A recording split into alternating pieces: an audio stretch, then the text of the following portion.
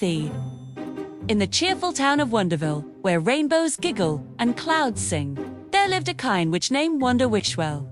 She used her shiny wand to help everyone grow flowers, fix toys, and make pancakes flip themselves. But one sunny morning, Wanda gasped. Her wand was gone. Oh dear stars, without my wand, I can't spread kindness or magic. 3 friends, Luna the fox, Benny the bear, and Pip the parrot rushed to help. Don't worry, Wanda. We'll find your wand, said Luna. They followed a trail of sparkly clues through Wonderville. The first clue led them to a garden where they watered droopy flowers. Suddenly, the garden blossomed with laughter, and a new sparkle trail appeared.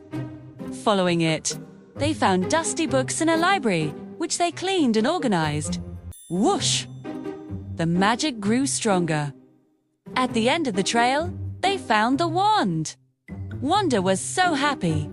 The friends learned that real magic comes from helping others, because every kind act shines brighter than any spell. Did you enjoy this magical adventure, friends? Tap the like button to share the magic.